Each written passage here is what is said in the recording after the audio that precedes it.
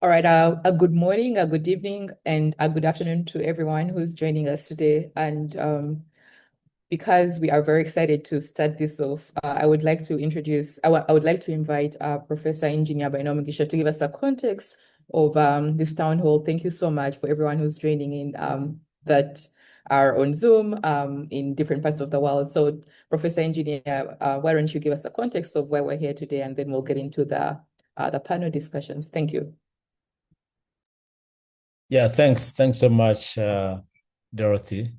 And yeah, good morning or good afternoon or good evening to everyone who is joining us today. It's really exciting to have this town hall discussion, very focused on sensor networks.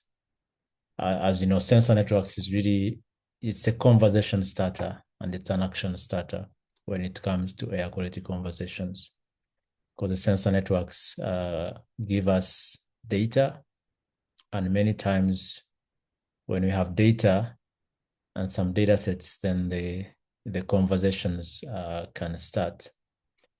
But we know that beyond the conversations, we actually need to be able to link these conversations to very concrete actions.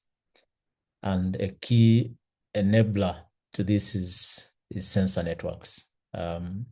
So for you to have data on air quality, you need to be able to set up air quality sensor networks.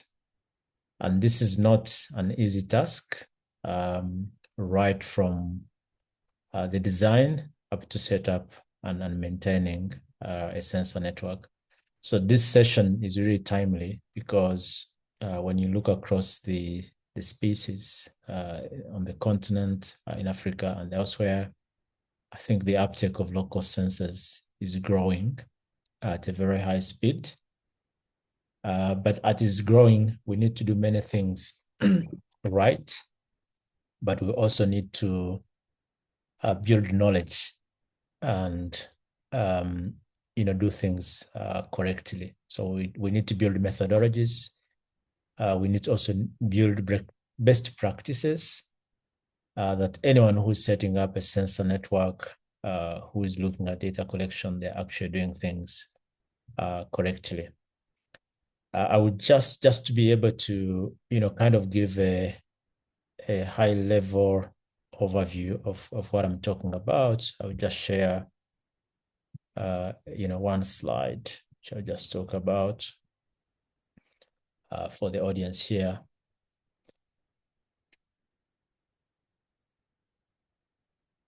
I hope you can see my screen, Dorothy. Okay, perfect. Yeah, so just to give you a hint on why this session is very important. If you think about an air quality sensor network, there are several considerations to think about. And we wrote a paper about this as airco, which has been used in the community.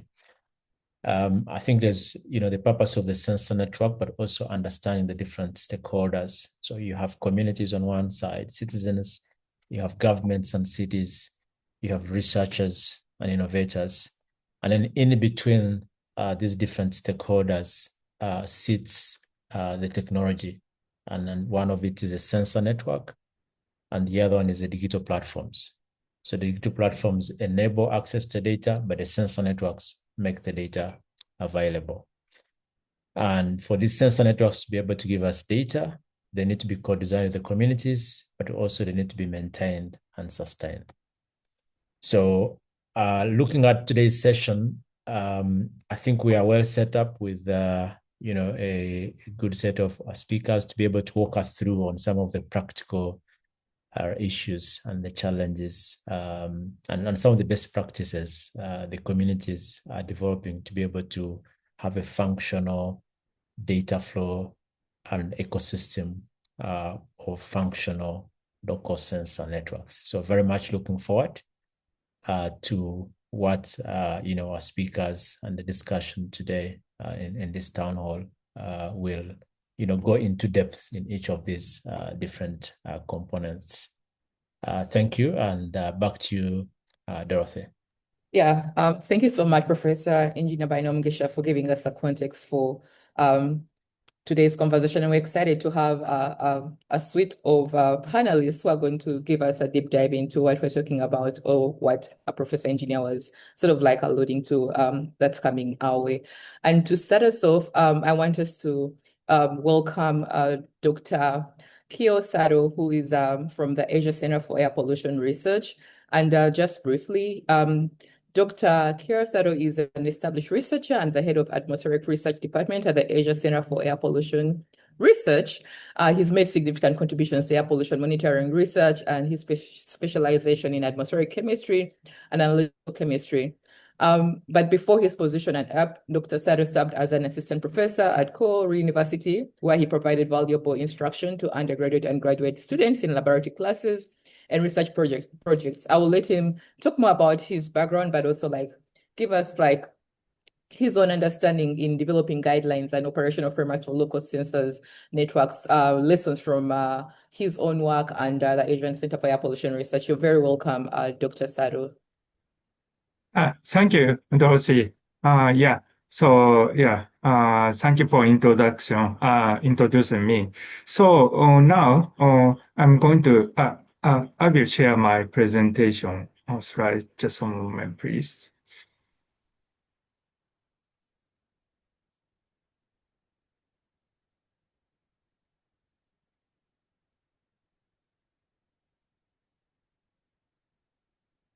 So hello again. I'm Keiichi Sato. I'm working at the Asia Center for Air Pollution Research in Japan. So I'm going to introduce our activity, related to the local sensor networks operations, implemented under the ENET. ENET is an abbreviation of the acid deposition monitoring network in East Asia. So I'm going to introduce our East Asian cases. So first, I'm going to introduce some background. So what do local sensor review, and what are the benefits of using local sensors? So local sensor can reveal some characteristic of air pollutions, like coverage of underserved area for air quality monitoring and so on. And the key benefit of local sensor is small and lightweight devices can be installed densely in target area and so on. But however, some people may concern about the data quality of the local sensors. So that's why, we propose the concept of hybrid air quality monitoring network, we call the HACM. So this is a combination of reliable local sensor at many sites and regulatory reference grade monitors. So this is some example of the location of the hybrid air quality network. So HACM reduces the monitoring cost by using many local sensors together with a few accurate reference grade monitors. And still keeping the measurement reliable through the co-location test and cross-checking. So under this concept, so we implemented ENET project. So title of project is Methodology Study for Development of Local Sensor Hybrid Air Quality Monitoring Network. So this project implemented from 2022 to 2024. So there are three objectives of the project. So first objective is a demonstration of HACM concept, and the second one is developing knowledge products, and the third one is built-in capacities. From the next slide, so I'm going to introduce main outcome related to these three objectives. So first, technical study in, we implemented technical study in Myanmar and Vietnam. So this is a recommended flowchart to operate hybrid air quality monitoring network. So first, before using the air monitoring, so we recommend to implement parallel monitoring test. Some people so-called collocation test. So this parallel monitoring test will be duration will be 1 to 2 weeks. So if left one is an example of collocation test. So if correlation result is good, so local sensor will install some monitoring station and implemented actual monitoring. And every half to 1 year, so we recommend to implement parallel monitoring test again because sensitivity of sensor may be changed. From the time going. So this is a target city of it, in Myanmar and Vietnam. So center is this red point we installed both local sensor and reference grade monitor, and purple point, I installed local sensor only. And here is a photo of the local sensor. So this is local sensor unit, by the product of Japan. And next to the local sensor, so reference gas monitor like SO2, NOx, and ozone, also PM2.5 monitor is installed to the next to the local sensors.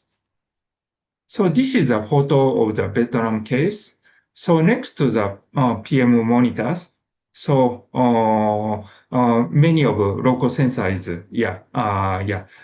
setting and collocation test was implemented. So this is a very small scale, PM2.5 sensor. Also, this is a product of Japan. So I think this is very easy to install, in anywhere. And this is an example of the local sensor data, in the case of Myanmar. And this left figure shows the distribution of PM2.5, and ozone is the right side. So from this figure, so wind direction was dominant from southward to west. So probably we assume the air concentration will be affected by emission sources in the southwest directions. So this is one of the result of the in the case of Vietnam. So here is the time variation of PM2.5. And some peak was observed in simultaneously in 5 cases. I think this observational result implicates the a wide range of air pollution event maybe happened in the city.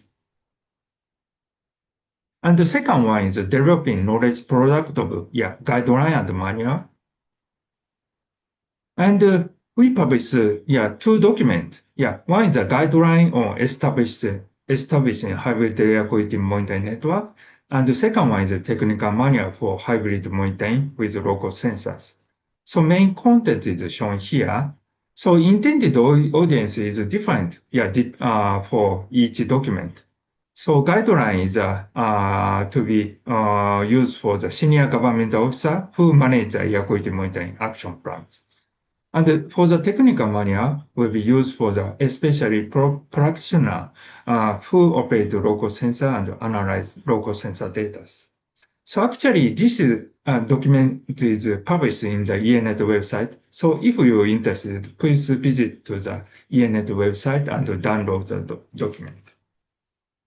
And the second one, capacity building, we implemented one online and hybrid training in 2023. So because the time is limited, so detailed information is, please look at the detailed information to this ENet website. And also we hold an online workshop for the utilization of local sensor for air quality monitoring. So in 2024. Detailed information also shown in the ENet website. And future, idea. So I think local sensor is, many capacity and possibility, especially for utilization of local sensor and other, monitoring resources like a satellite, is we use for air quality decision making. So recent year, so NASA developed the data fusion tool, integrating the many monitoring resources like model, air quality model, and the satellite observations, and the regulatory air monitors and the local sensors. And NASA developed the Google Earth Engine data fusion system. And this is the expected output. Puts this information is very useful for the policy making, like a high spatial resolution, of the air pollution, air pollutant, and near-term forecasting, and the exceedance of the warning, early warning, and quantifying the uncertainty, and so on. I think this analysis can contribute, especially for health impact assessment and urban policies. Okay, so that's all for my presentations. Thank you for listening. Sure, thank you so much. And we'll have time to come back and ask questions in a bigger setting. But for now, that's it from Dr. Sado, and thank you for giving us that whole overview, because it leads us very nicely into our next speaker, who is going to be talking about the challenges and drivers for building an air quality network ecosystem. You've told us the beauty of how this is done, but also we want to hear from now a different context altogether in Africa, in Mozambique, what the experience has been in building an ecosystem of air quality networks. And this is the case of the Blaze project by Dr. Hamin Kas in Mozambique. And just to briefly introduce him, Dr. Kosa is head of environmental health and population studies at the Manik Health Research Center, Mozambique. He holds a PhD in environmental epidemiology from the University of Brazil and Swiss TPH, with expertise in health impact assessment, implementation science, climate change, air quality mining, maternal and child health. He's a man who wears many hats. He contributes to national policy dialogues on climate, environment, and health, and leads several collaborative public health research projects. So I'm very excited to have you here, Dr. Costa. Please take us into your presentation, and then we'll get into the next presenter. Thank you. Thank you, Dorothy. Let me then set my presentation here. Let me see how I can. Okay, share my screen. Okay, which one? So this is a bit slow. Okay, sharing. So I hope everything is a bit slow. Let me take this up. Yeah. So while I hope you can see my screen. Yeah, we'll see it. Okay, so for such a nice introduction. So today I won't deliver like a scientific presentation. We want only to share our experience in setting up an air quality network in Mozambique, as we did experience on Blaze project. So we are conducting this project in collaboration with diverse stakeholders, including the University of Basel, the University Eduardo Mondlane, and national agencies such as Ministry of Health. So, so this project is one of the 12 projects that was awarded in the previous round, and we wanted to use both local sensors and reference grade with focus on PM2.5. In urban and rural areas in Mozambique. So our idea was to share a real-time or quasi-real-time data in open access way in a platform such as AirQ and OpenAirQ platform. And we also wanted to raise awareness of the problem of air pollution and its consequences for public health, and then inform policies. So when we think about air quality in Mozambique, so you may think that there are many places in Mozambique that the air clean is very enjoyable and people can stay safe, but source of air pollution are very diverse and in place where high density of population. with high impacts of health, particularly for poor segment of society with lack of proper information and resourceful protections. And on the other hand, you will see that the law in force in Mozambique is more than 20 years old, and its definition of air pollution is very broad and relies on international standards. Our informal conversation with several stakeholders shows that in Mozambique, there's a lack of data to inform this policy refinement, and we will often rely on WHO or international organizations standards. So Blaze project main target is to generate data and evidence that will inform policy refinement, and this data and evidence should be context specific. So when we're thinking about implementing project, we work in collaboration with Edward Mondlane University, as I said before, the National Institute of Meteorology, and because there is strong interest from Ministry of Health in using air quality data to inform standards, environmental governance, and research on health. Ministry of Health has been our operational collaborator in the Blaze project. And we started in February 2025, setting up all agreement, and then we had a long and lengthy process of procurement and custom procedures. So this was our first experience in terms of challenges when it comes to having instrument for air quality monitoring in Mozambique. And that comes along with financial and administrative bureaucracy, because countries have been implementing those laws that will protect the population from many negative aspect when it comes to financial management. But when we look into collaborating with national institutions, so we also experienced that there are many differences and uneven institutional coordination across different levels.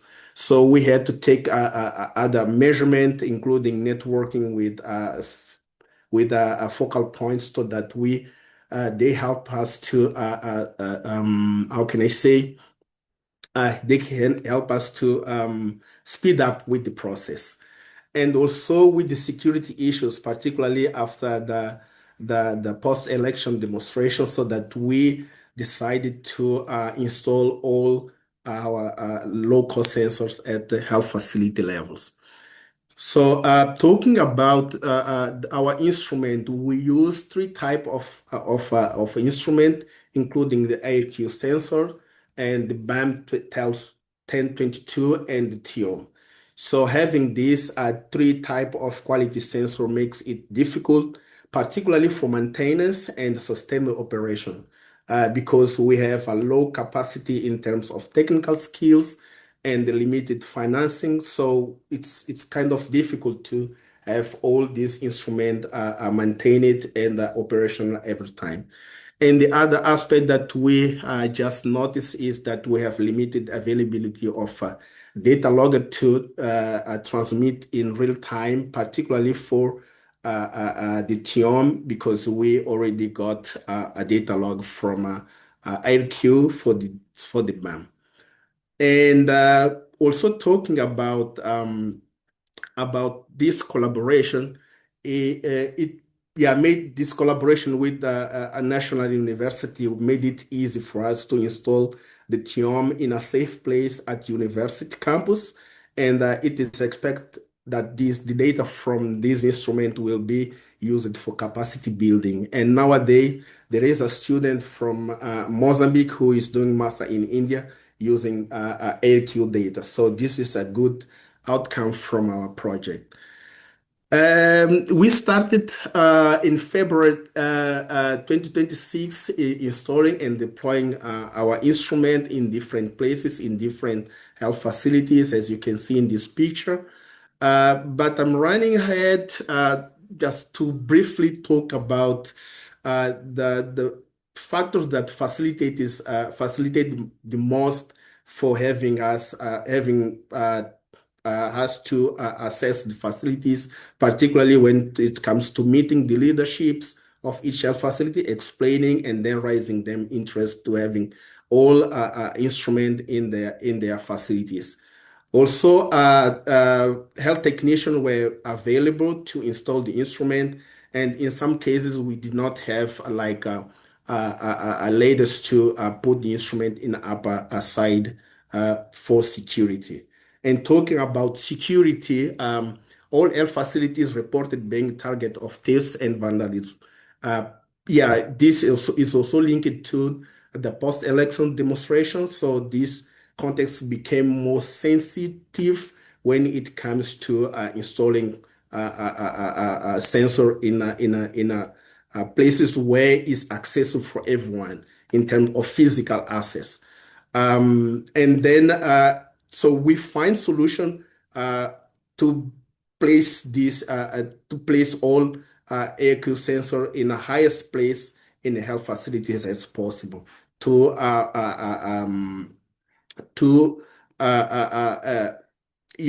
evitate all those robberies and vandalism. And when it comes to maintenance as well, we rely on the technical support for maintenance, calibration, and quality assurance. And thanks to IDQ team that was very supportive on that, we made it through. And I myself already have some experience in electronic, and they have personal equipment that was useful for doing the maintenance and so forth. And I was also already familiar with AirQ platform, which made it more easier for us to move forward. So we think that having training on these and other technical aspects will improve our capacity and sustainability. And some low-cost sensor also showing old, and those were kind of difficult to maintain. And the frequency of visiting these sites are even more than the new ones that we acquired. So this is our network showing the location of all air quality sensors, and from AQ, and then from OpenAQ as well. So we are sharing data in both platforms, and we have access to dashboard where we can monitor our personal interest in more location data, and we can also access data remotely without any problem. That makes good. When it comes to data sharing, there seems having like attention surrounding data ownership. Particularly, it has to do with sustainability and capacity to set coalition for open data sharing in Mozambique, because many institutions that are doing these initiatives in Mozambique have their policy when it comes to maintaining the data. And the challenge that has recently risen is the need for policy design and define specific air quality standard in Mozambique, involving conducting research that will demonstrate the causal relationship between pollution level and related disease, taking into account the local demographic and epidemiological profile, particularly among the most vulnerable and sensitive populations. So, this last slide is to say that to have this network versus successfully sustained, we need to strengthen our local technical autonomy, formalizing interinstitutional governance, improving data infrastructure, and securing long-term financing. We need to build trust, evidence to policy translation, including sustainability. So thank you very much for this time and for listening. I'm looking forward to a question from the audience. Thank you. Sure. Thank you so much, Hosa, for that wonderful presentation. Like I said when I was introducing you, you seem to be a man who wears many hats, and to say that you also have technical skills on top of every other thing that you do. So it's very interesting to see that you could also fix the air quality sensors when they broke down. So that also now brings us to our last presenter for today before we open it up for questions. And today we are having Kim Hoon from Air Graduate, who his talk is on designing sustainable hybrid air quality monitoring networks, enabling hyperlocal observations and local capacity building, which actually is going to be a very interesting one after hearing from you, because how capacity building is one of the things you've been mentioning. And just quickly to introduce Kim, he's a founder and CEO of Air Graduate, a social impact company focused on improving access to air quality data. He founded Air Graduate in 2019 after witnessing the severe effects of pollution during the northern Thailand flooding season. And under his leadership, Air Graduate develops affordable, accurate, and fully open source air quality monitoring solutions. And it shares its hardware, designs, firmware, and data openly, which enables a global community of over 60,000 users across more than 80 countries. That's huge. Kim's work centers on democratizing access to air quality information with a particular focus on empowering communities most affected by air pollution and climate change. Thank you so much for being here, Kim, and welcome to the town hall today. Thank you. Yeah, thank you, Dorothy, and it's a pleasure to be part of that event. So yeah, let me get my slides up here. So I want to talk about sustainable hybrid air quality monitoring networks and also the topic of local capacity building. And I will start with the second part, which leads us basically to a project we did together with UNDP. And that was like we made together with them an air quality monitoring toolkit. And they basically wanted to have something that enables people like cities or communities with minimal knowledge about air quality monitoring to actually set up a robust and well-working air quality monitoring network that like really gives, I would say, trustful information to its citizens. And it sounds maybe more easier than it is, but it's actually quite challenging because there are so many things that could go wrong in setting up an air quality monitoring network. And we try to basically put everything into that toolkit. That toolkit is available on our website, also at UNDP's. And I want to quickly go through the key aspects of that. So I mentioned already, like, who is it for? Governments, municipalities, advocacy groups, NGOs, others, and also obviously private companies. And we have a couple of private networks as well across Asia. So it's basically open or like suitable for everybody that's, let's say, wants to run more than 10 or 20 monitors in one area. I think then that makes sense. A couple of things that were like really important also from UNDP's side was that obviously the capacity building aspect. So that it's not like what unfortunately happens too much still, that, you know, like a kind of big company from an, let's say, established country, it just tries to have a lot of IP and then like locks people into certain platforms or technologies that they cannot really maintain themselves. So they actually wanted the opposite, that actually the full knowledge is transferred to the local communities and they're able to maintain, for example, that network completely on their own. High data quality, this will be also a focus on the second part when I talk about calibration approaches, which are, I think, very important. Dr. Sato mentioned it already, like what they do at EANet on this. Affordability, I think, a key aspect in a lot of countries where it's just not the finances are there that like, you know, communities can afford like expensive or even reference stations. So that was also really an important thing.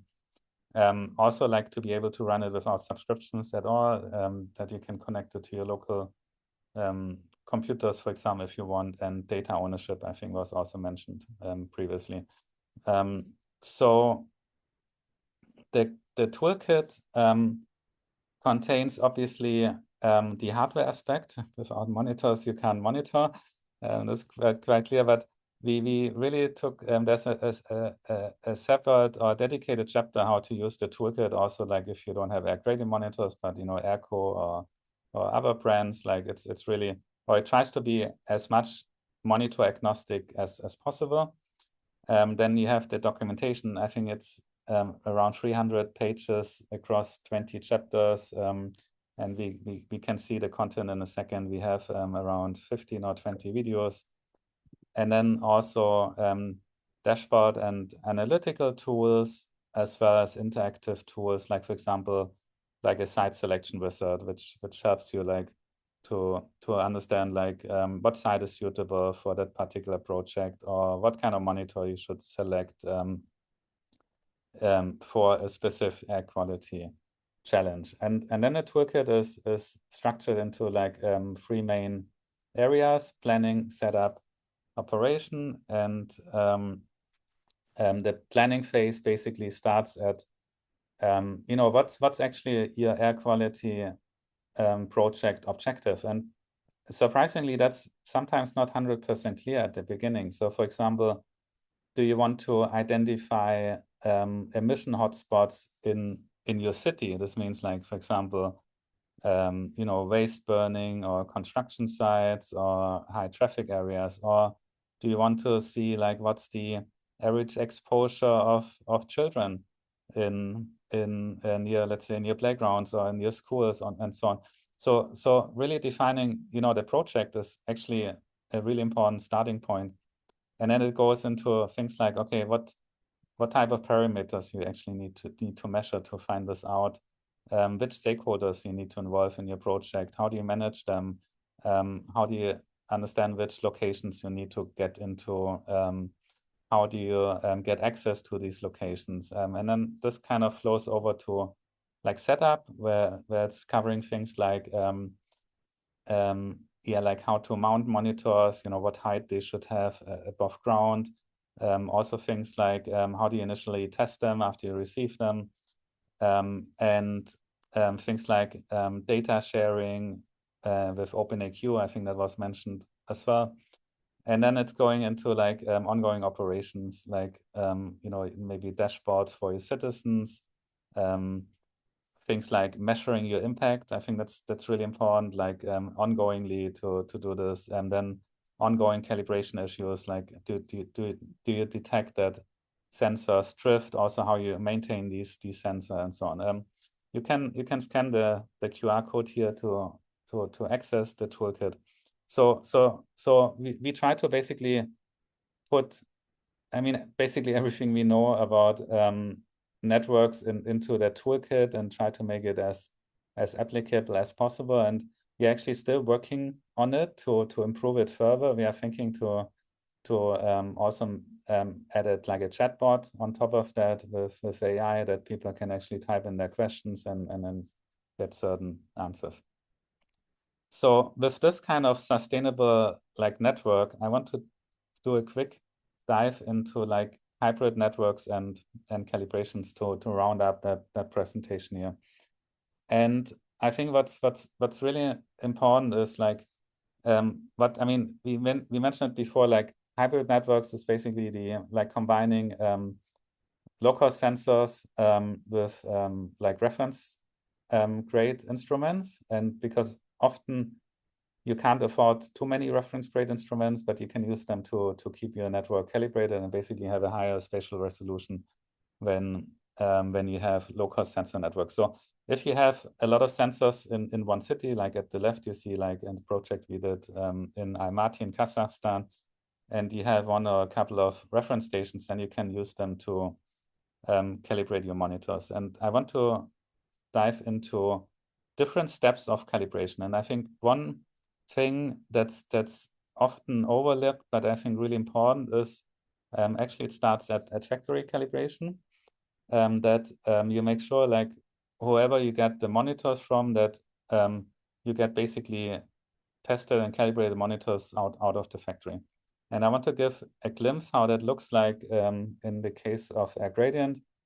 So we have a test chamber with Pallas FIDAS 200, which is an EU-approved reference instrument and optical particle counter basically. And on the left, you see our test for it, like this is with our indoor monitors, but the same happens with our outdoor ones. And then we run them through like a 6-hour test cycle where we go from around 0 to around 150 micrograms. Here's an example with, I think, an older one with like 60 micrograms. And then, so we can basically pump smoke into the test chamber on different levels and then have a decay curve. And then we assign individual calibration parameters for each of the low-cost sensors. So this is like a screenshot of the test report that every unit gets. And what you can see is basically you see the calibrated, well, let's start with the raw. The gray one is basically the raw values that are coming out of the PM sensor module. The green one is the reference instrument, the Pallas Vidas, and then you can just use a simple linear regression and you get them actually very close to the calibrated, to the reference level. And so that's, I think, an important first step. And then the monitors obviously get delivered to the country where they are deployed, basically. And then ideally you run the same thing. I think I have a screenshot here. How this could look like. This is like in Merim on the roof of our factory. We have a smaller Pallas device, a smart guard, which uses actually the same reference grade, or they call it near reference grade optical measurement unit. And then what you can do basically, then you can calibrate it again. And because sometimes they're just getting off through transportation, also local environmental conditions can actually have an impact on the accuracy. And then you can see like if you're, and this is something like, you know, in our dashboard, for example, you can see like how closer the lines actually get to the reference thing. So that's ideally the second calibration you do. And then I think we talked also already like what you do in ongoing like operations. And sometimes it's not feasible to bring the low-cost sensors like every 6 months to a reference station because maybe it's difficult to access sites and so on. So there's another methodology I want to quickly show to round that presentation up, which is called background calibration. And the way it works is basically that you have you put basically all your, or you assume that you can create a baseline by like basically subtracting all the local emission spikes from each sensor. And then you can create a baseline and you can compare that baseline with a reference that does not necessarily have to be directly next to the local sensor network. And we have a practical example here, which is using carbon monoxide, but it's the same thing, works with PM or any other gas or pollutant. And what you see here is basically you have like I think 25 monitors, the timeline, and then you take the baseline from the 10th percentile, for example, and you can actually see this here in the frontal view. And this baseline then is basically what you compare with a reference. And we tested this actually even across distances of like 60 or 80 kilometers. We often see very, very similar baseline or let's say correlations with a reference instrument. There might be cases where it's difficult to make it work. For example, your reference station needs to measure the background pollution levels. So if your reference station is affected from local emission spikes, then it's not going to work that well. But I just wanted to showcase that approach as something I think could be interesting in a variety of projects. Yeah, that's so far my presentation. All right, thank you so much, Akim, for a wonderful presentation. And I like the fact that you touched on a toolkit for groups that are trying to install or that are working with local sensors. I hope you'll be there at in Pretoria, because that's going to be a good place for you. Maybe since the toolkit is still being developed, to workshop your toolkit with groups that are already doing this, because I feel like from what Mozambique said, his last point was also thinking about like installing local sensors is not just about a technical thing, it's also like the other social things that go around that. So I would be very curious to see what the groups can contribute to the toolkit so that it's very relevant for a different context, so to say.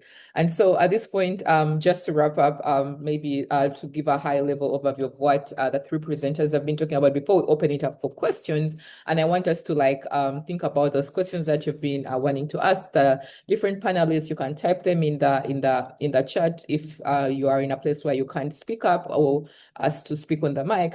But for Sato, his was really about looking at developing guidelines and operational frameworks. This was our first presenter, and he gave us sort of like a high overview of what their experience has been in Thailand and in Japan, and just thinking about like the hybrid and the local sensors and how that can work together. And then really thinking about what group is going to be using, which group is going to be using the technology. So if it's the technical groups like the managers, the interest groups there is a guideline for those who are the senior managers. And then what I like to call the general well-wishers or the interest groups. And that is also the scientists like who are thinking of installing sensors maybe for their own research. They also have like that technical guideline from their group that they can share as well. And his presentation, he shared it on the chat, so you can go there and get an overview of what they were talking about and maybe more resources of how to find those guidelines.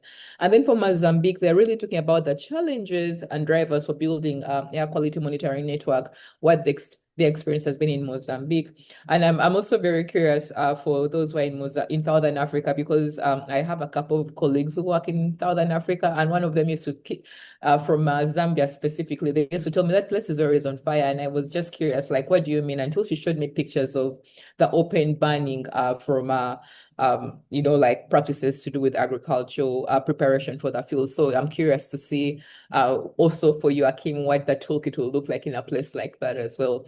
And also just thinking about for Mozambique, thinking about like the experience of how they had to like think on their toes, on their feet when it came to where they had to put the sensors. And I'm also I would like to have a conversation maybe at length with you, Mozambique, like how you decided upon which sites you are picking versus what you are looking for. Because from what Akim is saying, that you'll be surprised that a project that the definition of where their sensors are going to be, or what they want to do with the data, and where they would probably put, if it's like in a residential area, if it's in a, I don't know, like a busy street. So I'm just curious to also hear from you, Mozambique, how you decided, given the project definitions of the goals you had, and then you had to like troubleshoot thinking about the vandalism that you mentioned quickly there.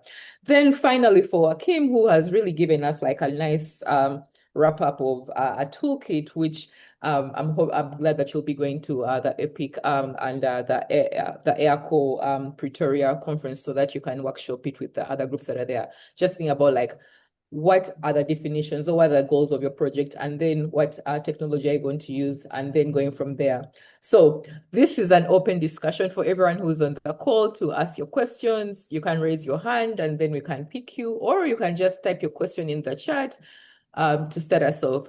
So any questions from the audience? I have many questions I could start, but I want to give a chance to those who are attending.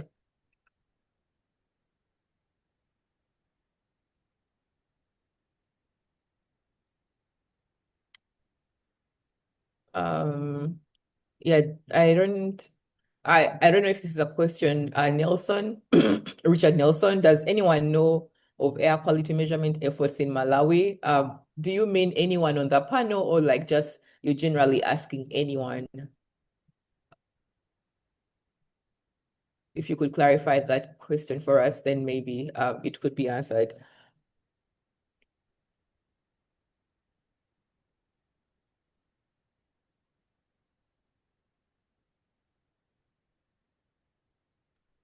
Actually, we are running a project in Malawi.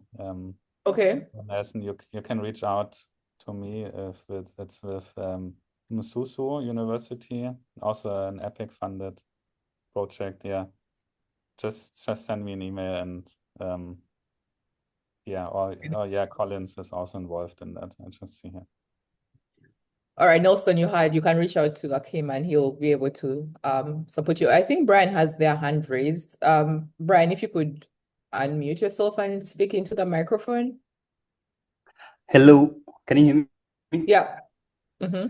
Yes, my name is Brian. I'm a citizen scientist, and I wanted to ask. Brian, where are you asking your question from? We want to know the person where they're coming from. I'm coming from Kigali. Oh, okay. Welcome. Yes. All right, you can ask a question. Thank you. Yes, my question is to Akim. I attempted to buy a local sensor, but I was told that you can only buy in bulk due to the transport cost. So is there any way to get like local representation or local place, or is there a way to solve that so that you can be able to buy, individuals can buy small units? That's my question to Dr. Akim. Yeah, actually, I think you got the wrong information. We even have an online shop on the website. You can buy 1 unit or 2 units. It's sometimes, depending on the country, the logistics are a bit challenging. So yeah, like reach out to me, but you can also just look on our website, and you should be able to also just buy 1 unit. Shouldn't be a problem.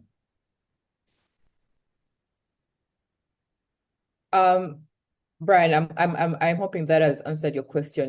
There is a question here oh, sorry, Matilda. All right, Matilda, you can ask your question, then we can go to the Q&A. I see some questions there. Hello, I'm Matilda from Sierra Leone.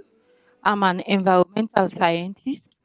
So my question is there any standard measurements for the distance between local sensors and reference grid monitors? The question is there any standard measurement between a local sensor and grid reference monitor? Is that what you're asking? A standard distance, like the distance that you should put between your local sensors and your reference grid monitors when doing installations. Okay, and yeah, I'll let the group answer that. Does anyone of you want to take it? Maybe Sado? Okay, so yeah, I will answer to the question to the Matilda. So actually, there is no clear criteria for the distance to the between reference grid monitor and the local sensor. Yeah, actually, similar question was raised in East Asian country too. And they want to, find some criteria with the installation of the local sensors. And I think, maybe I will show some slide. Just a moment.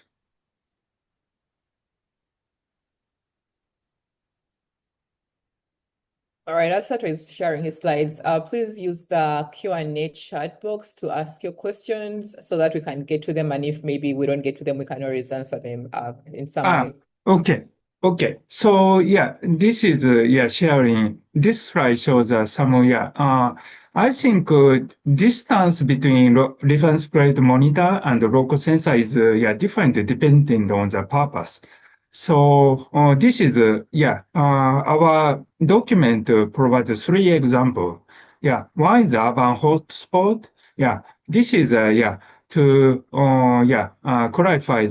identify the hotspot, pollution hotspot in urban areas. And the second one is the community side. This is to be used for the to assessing the local pollution exposure and validating emission control efforts. And the third one is the remote side. This is to implement long-range transport monitoring. And so spatial scale will be different, depending on the urban hotspot and the community site and the remote locations. In the case of urban hotspot, so like 5 kilometer and mesh will be standard distance, and the community site is 10 kilometers mesh, and the remote site is more than 20 kilometers mesh. So I think this kind of designing of the local sensor monitoring network is different depending on the purpose of the air monitoring. Okay, so that is from our answers. All right. Yeah. Thank you so much for addressing that. So this is specifically to Mozambique. Costa, there is a question for you that, according to your slide, it took 1 year to import the devices. How would you do it? How could you do it if you were to do it again? And is there a way to improve the process you learned? Yeah, thank you for these questions. I think when it comes to bureaucracy, is sometimes difficult to negotiate or to navigate, because you will be following guideline, you will be following structure. So the best way I can do it, if I have to, for example, procure again a low cost sensor, I will maybe engage all involved team in time, even before, for example, the suppliers send the ship the instrument through couriers. So this will allow us to run up with necessary documentation even before the shipment of the instrument. This has proven to be working in some cases. In other studies, that the clearance process will be even shorter when you do so. So deciding where to buy the instrument was basically based on our previous experience, because before the Blaze project, we were working with IRQ, so we had like this experience with IRQ sensors. So we wanted to keep in that way, even though when it comes to the local, the places where we wanted to install the instrument were based on the fact that we wanted to have like a good experience first, then we needed to have the instrument closer as possible, but also keeping in mind that we have a secure place. So secure place for us was more to do with health facilities, because we thought that health facilities were the safest place when it comes to vandalism and theft. But yeah, we experienced later that even though facilities are target for those. And then we went up like installing the instrument in in the highest place as possible, so that people will not physically access the instrument. We discussed with the Minister of Health several times to better understand which facilities to include in the first cohort. Yeah, so there are many criteria, including being in an industrial location with high density of population with high exposure, based on experience from the National Institute of Meteorology, but not some health facility. Yeah, we try to balance all those processes. So we try to navigate in those ways, including bureaucracy aspects. So yeah, I hope this addresses all the questions. Yeah. But please feel free to insist if anything else Maybe need I to can be add clarified. something, Dorothy, quickly. So we shipped into like more than 80 countries, and at the beginning we also had a couple of shipments that got stuck. And we are now shipping with DHL Express DDP, and DDP means delivery duty paid. And this means basically like we pay as a supplier like everything until it reaches your doorstep in your country, including all the custom fees, the VAT, and so on. Okay, obviously that makes the purchase price a little bit higher, but the good thing is that DHL is then responsible for the complete custom clearance. You don't need an as like an additional custom broker that sometimes you need in certain countries. And we see that this like really makes it much faster and also less cost in the end, because DHL is a big company, and then it's not like a small broker tries to extort money from you and so on. So maybe that's a tip for everybody who wants to buy sensors, especially in these kind of countries. Try to get the supplier to send a DDP, delivery duty paid, and you have much less headache. Hakim, I'm hoping that they didn't send you it's a sponsored advertisement for them but anyway, that's just a joke. So it looks like there are very many interesting things that could also even be answered just by attending the annual forum of 2026 in Pretoria, because it's going to have different players who are not just industry partners, but also those who are like the actual users and those who are thinking to be the users. So if you haven't yet registered, this is just a plugin for you to like go on the website. The annual forum for 2026 is going to be in Pretoria. It's called the African Clean Air Forum, which is a flagship for the event for the African Clean Air Network. And so you would have, I don't even know, like countless or an abundance of resources there for some of you are thinking of even like just even installing air quality sensors or even just building your own like monitoring network in some ways. So I encourage you to go to the website and register for that conference. Now, there is a hand that was raised by Raja. Raja, I want to give you a chance to speak into your microphone and ask a question, or if you want to just add to this conversation, please feel free and speak up on your mic. Yeah. Hello, can you hear me? Yes.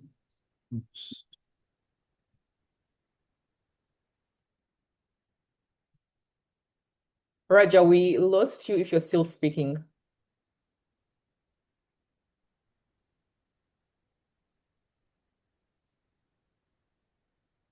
Raja, your hand is raised and you have the microphone. Unfortunately, I can't hear you. So if you could just speak up in your microphone, that would help.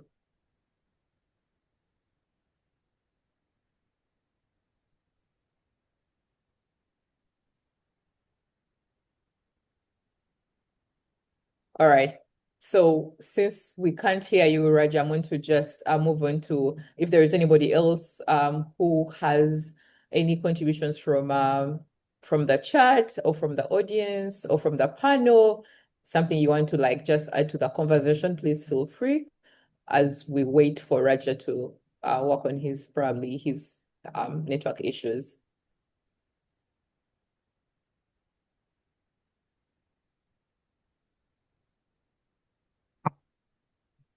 Yes, Saru. Yes. So I have a question to the Dr. Kosa. Actually, your presentation is very informative, and we have had a similar difficulty, in Southeast Asian country, like concern with the threat of the sensor or some security.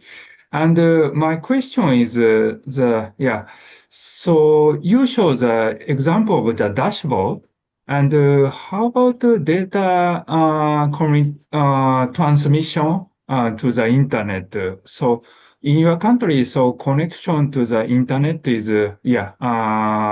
good, or some trouble? Do you have some trouble of the internet connections? Thank you. Thank you. This is a very interesting question. But but in Mozambique, our connection is good. We have at least we have three net operations. So uh, so it's showing being good, at least because we are operating in urban, mostly urban settings, and two or three are very how can I say, rural areas. But even though those rural areas are still having good connections. So I think the most challenging aspect that we are facing is that we have three low-cost sensors, which are old ones, and those old ones sometimes fail in transmitting the data. So we are thinking on replacing batteries or either replacing a SIM card or trying to solve those aspects like technically, but we are still figuring out how to move forward with the IRQ's team. Yeah. Yeah, okay. Thank you very much for answer. Yeah. Yeah, that's a good question that you asked, Sato, because especially in places that are low resourced for internet issues, connectivity, especially if you work in remote areas, right? Like there is always that question of the data, and this is also something that I also struggle with because you always need data access, and it's expensive, it's running out, you have to buy more data, right? And I know there is someone that I was speaking to here in the US. From Ohio. They said that they were piloting something to do with a technology that is sort of similar to the radio frequency, like the electromagnetic waves. They have sensors that they've built and they're piloting around that so that they don't have to rely on internet. I don't know that technology, but when I heard of that, I was like, that would be a game changer for especially places that don't have internet connectivity, so they can keep like getting the data that they need. But thanks for that question. Raja, are you able to speak into your microphone, or should I just, because I see that you've typed the question here. So Raja has a question. He says, I would like to know how they selected the sites for deployment. What sites, Raja, of sensors in their site scoping? Did they use any machine learning or any other method? Can you be specific who you're asking this question to, Raja? And is this to Mozambique or Gradient or who are you asking? Oh, Kosa. So did you hear the question, or should I repeat it for you? Yeah, I can read the question from the Q&A. Okay. So yeah, once again, thank you for selecting the site for sensor deployment. It was a discussion between the Blaze team project and the Department of Environmental Health and the Minister of Health. So because one aspect we wanted to consider, I already say that, was the security. Because if we were to deploy those sensors in a street, in open places, so the likely that this sensor will be robbed was very high. So we wanted to put this sensor in a safe place, and then we identify as like facilities will be the best. But we needed also to select those facilities. So we came up with a list of criteria that each facility should have, like a place where we would install the sensor, like highest place as possible, like 4 meters and above of that. But each facility should also be in a location with high density population and with higher exposure to air pollution, including industry and other activity related to air pollutants emissions. So we enlisted all other many other criteria, but we try to do our best, including accessibility of those facilities, so that we are able to back there for maintenance and so forth. So it was not like a straightforward approach, but we tried to manage between accessibility, security, and also all those exposure aspect for air pollution. Yeah, it comes down to, I think you tried your best, you did your best, and that was the best you could. But within even the science, you still like had the science backing up your site-specific location, it sounds like to me. All right, so we have a question. This is an interesting one. I don't know if it's to Professor Engineer or it's from Engineer, but it can be resource intense to deploy and maintain a large network of low-cost sensors. What role can technology data play in optimizing the sensor network operation and maintenance? So Is this Professor Engineer that is supposed to take this question? If you're, I mean, Professor, if you can also weigh in on this, I know you're on the call as well. Yes. Yeah, thanks, Dorothy. I think it's a great question. Yeah, in terms of the role of technology to optimize sensor network management, I think this is always key. That how do we optimize the costs and resources of maintaining a sensor network right from the design. I think the earlier question to Dr. Kosa in terms of the deployment, I think one thing you need to optimize for is you don't want to over monitor in as much as we can deploy many local sensors, but also we don't want to deploy local sensors that can give us the same, more or less the same measurement. So we need to optimize for variability of the sensors. So we have to be able to fine tune that. And then the other question, of course, is when it comes to sensor network, as you have a large sensor network, how do you leverage data and technology to optimize your effort? This could be in terms of the sensors you need to send people to maintain, or it could also mean in terms of how you you collect the data. I think, again, going back to Dr. Kosa, I think like the TOM, for instance, if you have to send a research assistant to harvest data from TOM every day or every week, that's a costly endeavor. So thinking about technology and how you can automate that to be autonomous or semi-autonomous, I think is a good way to think about that. Of course, when it comes to calibration, again, I think one way to think about it is that you have sensors and then you have to, harvest data from them, and then you have to run manual, calibration functions on this. But as you increase your sensor network, as it becomes large, you have to think about a pipeline where this calibration function is part of a system that's automatically triggered when data points come in. So you don't have to manually download the data sets and then, run through the calibration. So I think there is opportunity for technology to improve efficiency. And of course, now I think when you talk about technologies, you cannot avoid talking about AI.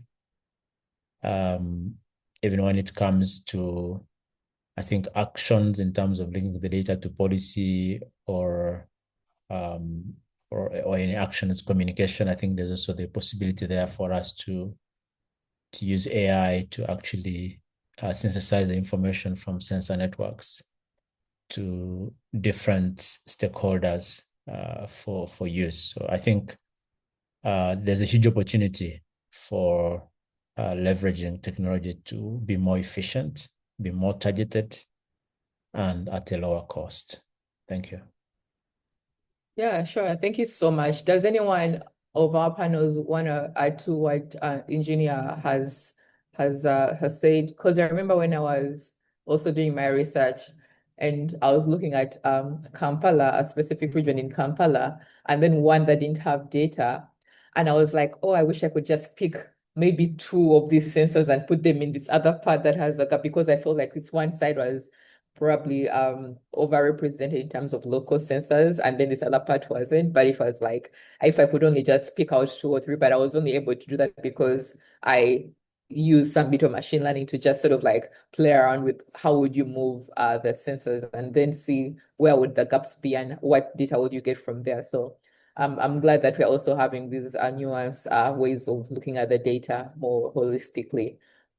Hakeem, Oksado, do you want to add to this? Otherwise, I'll come back to you and maybe ask you to maybe give us in 3 lines or in 3 words, like the big takeaway from what you want us to go away with after this town hall, but also for those who are going to go to this to the Pretoria workshop in July, you should register. There is a link already in the chat for those of you who want to even like keep building on this conversation, because this conversation is just the start of what you're going to even like see or experience when you go to Pretoria in July. So as we try to get more questions, or as we answer more questions, I want you to think about Sato, Kosa, and Hakeem. What is like that big, aha for you in this presentation that you've given us that you want us to walk away with, and just also go with when we go to Pretoria to keep building on these conversations. There is Ethan, is this a question? I agree with the speakers that it's important to clarify the purpose of the project early. Many projects spend a lot of time and resources on sensors because it's complicated, and how to balance over time momentum, how to balance resources between measurement and moving forward actions that reduce pollution. Is this a question, or are you just telling, adding to the conversation? It's unclear if this is a question, or if it's a question, are you trying to ask how folks should balance resources between measurements and moving towards actions? Oh, okay, that reduce pollution. Maybe someone like Kosa could answer this. Like, how would you balance resources between measurements and moving towards action? So how do you distribute those resources? You want to keep doing measurements, but you also want to move towards how do you use that data for action? Yeah, so thank you. I don't have like a straight answer for that, but the idea of doing both measurement and action is to have like local collaborators, including the academia. So without collaborators, you won't move forward. And that means that we have been doing this with the university, Edward Montland, where Tion, for example, is installed. And there is someone who is in charge of retrieving the data. So we don't need to send someone to the Tion to collect data every week and so forth. So this need to be a balance. But no straight answer for that. Actually, it has to do with the context, with the scenario, and with the inflection as well, because we need to have an idea on what is happening, what will be the cost, for example, to do a workshop. Recently, we conducted one. Last week, we conducted one with the Minister of Health. It was not so costly because Minister of Health is already our partner, our collaborator in this. So main aspect were like cut off in terms of cost.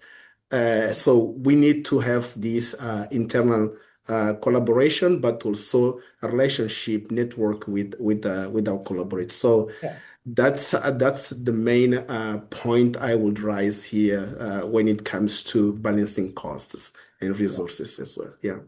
And I think you've even like said, you've summarized the one sentence that I wanted from you, because like I've asked everyone of you should think of one big thing. And it sounds like you're saying like collaboration was a big key driver for the success study. So, and it's also in my own experience as an EPIC awardee for last year, like I saw that having on-ground collaborators working together with you was huge in driving the action that we saw on the ground with the cultural institutions that we worked with, Buganda Kingdom and civil society organizations as an example. So coming to you, Sado, just in like 1 second, if you could just summarize one big takeaway for us that we can walk away with, then we can come to you, Hakeem.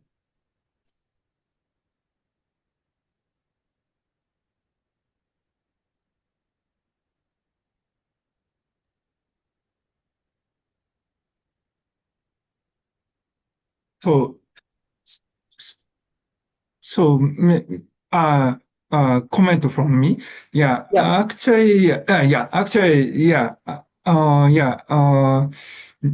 For me, this is very new for to know the situation in African regions.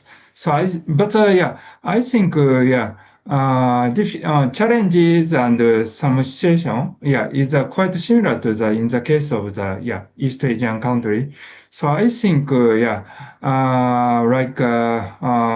limitation of the, monitoring resources or, difficulty of the long-term operations, and so on. I think that is common to the East Asian cases. And also some technical challenges also common between African case and East Asian case.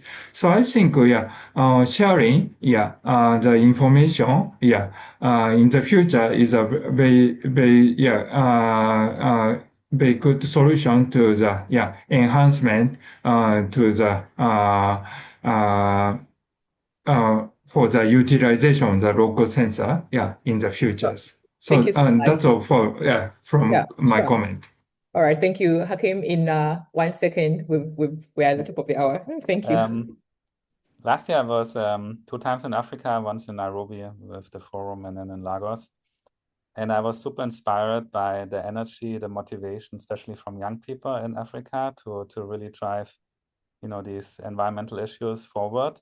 And I really feel the momentum is there now, really to have a great impact in Africa with air pollution. I mean, we see so many things happening. There's so many things still to do, but I think the technologies are there, the knowledge is there. Let's work together and just make a big impact. Yeah, sure. Thank you so much for everyone who has come to this town hall. Remember, this is part of the African Clean Air Network and the annual forum for 2026 in Pretoria, starting July 13th. There is a link in the chat to register. It's going to be big. It's going to, I mean, I've always felt like everybody who's thinking about like air quality data monitoring, especially in low resource areas, should be attending a conference like this because of just the conversations that you even just hear and the networks that you're going to build. So it's going to be the case. It's going to the theme for the conference is investment cases for clean air and healthy cities. And this is really the town hall we're having today is just like what you're going to get, sort of like a feeling of what you're going to get when you go to the conference. And so make it a point to go there. You'll find policymakers, you'll find people in academia, in industry, media, civil society organizations, culture institutions, and everyone from every walk of life that is going to attend. So thank you for those who have been able to make it to our town hall today. And we want to just wish you the best of luck in your travel to South Africa. And for those who will be attending online also, hope to see you there as well. And have a good rest of your evening, your day, and thank you for coming today. Bye. Thank you. Thank you. Yes, thank you Bye-bye. all. Yeah, thank you very much.